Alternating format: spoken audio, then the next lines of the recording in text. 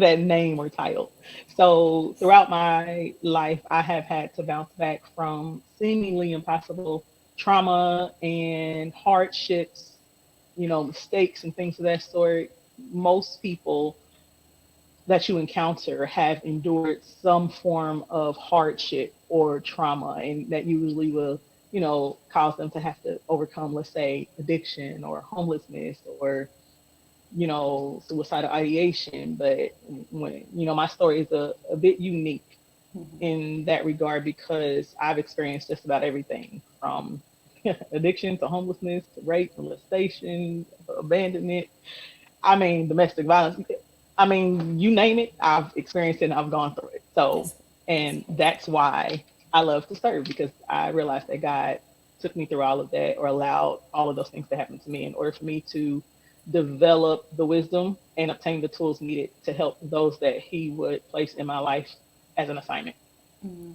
It's crazy because I can relate to all that because I've been through all that type of stuff too.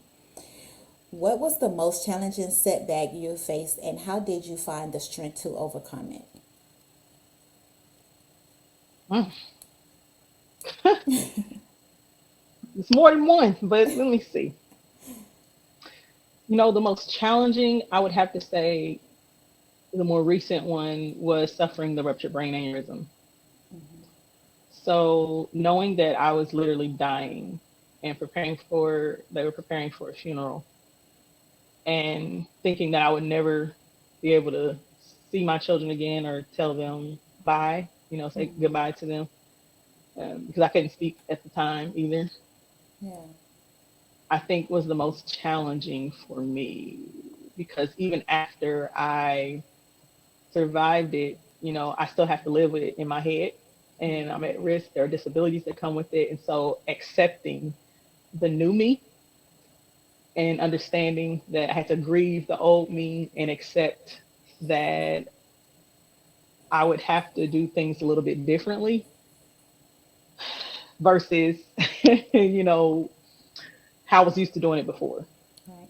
And accepting the limits that I have and accepting that I played a role in putting myself in this condition because I over sacrificed for other people. So I was neglecting self, which caused me to be in that predicament. So I would say that that was the most challenging thing, or has been the most challenging thing, and still is a challenge to an extent. And as far as overcoming it, I had to, sit down with God, accept it, I had to look at myself and see where I played a role in it, accept that, and understand that it was necessary. He already knew that it was going to happen before it even happened, before I was even born, because I can be hard headed in that regard, just because I'm always jumping in trying to help, even though I wasn't told to do that. Yeah. So in some regards or some aspects. So and after doing that, then finding a way to connect with the correct individuals and resources to allow me to still execute what it is that I'm supposed to or what's needed so I can still be successful in serving others and growing, myself. Yeah. I love that. And that definitely is the bounce back queen because you went from can't talk, them planning your funeral, and now look at you. Yeah. Like, Yeah. yeah, yeah. You found several companies. What inspired you to create Bounce Backology LLC, and what impact do you hope it will have? So bounce backology actually is, I would say, an extraction of life support company. So life support company is the second company that I founded. My first company was a nonprofit, and that company is a mentoring and counseling company, and it's also the company that I publish my books under and do the business bangers help shops and have the business bangers brand and do my speaking under. And after serving thousands of kids and families and things of that sort under that brand, once I had before I had the aneurysm, my friend Shania Cease, she's the one who dubbed me the bounce back queen, and it kind of Mm-hmm. just caught on because she knows my story, and then everybody started calling me that. So it was like, man, Lady J, we have never met nobody like, just always Right. bounce back. And so after the aneurysm and God speaking to me and saying, okay, now it's time for you to get back out there after being down, for about 2.5 years and getting back into everything consistently, bounce backology was what he gave me. So I extracted the mentoring and counseling piece and created bounce backology as a separate entity. Mm-hmm. And that's what that focuses on. So it's still teaching people how to bounce back from, you know, the the things that, keep us from feeling like we can continuously move forward, and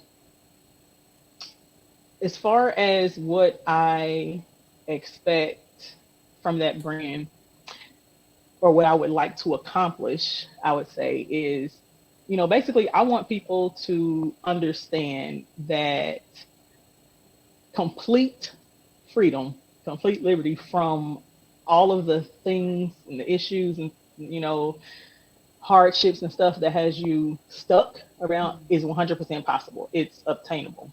Right. I have done it. I have other people that have done it, that have gone through the program too, that have done it. And so it's unlike any other program. It's out of box, out of the box, typical, not your typical program. So Mm-hmm. I want people to not just be healed, but I want them to be whole. And so, because there's a difference.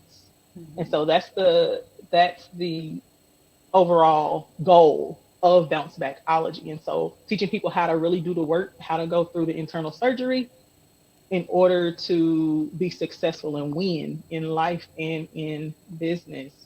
That's the gist of it. And then there's a clothing and shoe brand too that goes along with it, so people can be Yeah. reminded every day when they walk around that, hey, I'm still possible, Right. So I love that. As a rising multimedia mogul, how do you use your platforms to empower others who are facing their own challenges? so with that, it's basically the media piece. It just pushes the message and the opportunities and the resources to the masses. That's basically what the media does. It just drives. That's what I use the platform for. And I also use it to educate, empower, uplift through like television, news, radio, things of that sort, magazines. Mm-hmm. So whether I'm featuring someone or giving a tip or interviewing, the content has to be something of substance. I never do anything just to be doing it. I never, put out just anything like a lot of people are. Don't get me wrong, there are platforms that are here just to entertain, but that's Mm-hmm. not my that's not Right. my angle or my goal. So I'm not here just to entertain, because I think people forget that we are not here just to have a good time. Right. That's not what we were created for. We're not here just to have a good time. And so when I leave this earth and knowing that I was literally facing death, I was already dying. Like I don't want to leave here full. I need to leave here on empty. And I know that, until I have fulfilled that, then I'll still be here. So I'll have work to do. So that's what I use the platform for. The Ego Entertainment Network is our motto is everyone is a star, and it stands for empowered greatness optimized. And so we're community based in everything that we do. It has to support, push, and uplift, encourage, empower others. And I love the fact that you're doing that because most people, if they would have went through something like that, they probably would have changed their life to where, oh, I can die any day now, so I'm going to party, have fun. Like you said, we're not here to just party and have fun. You're here for a purpose, and you need to figure out what the purpose is. And I love that. Absolutely, absolutely. Yeah. And I think the other part to that is I also use that platform to push, initiatives like the I Survive Suicide movement, Mm-hmm. which we just wrapped our first feature film, and we'll be premiering that here coming up. I'm probably jumping ahead, but that's Yep, you are.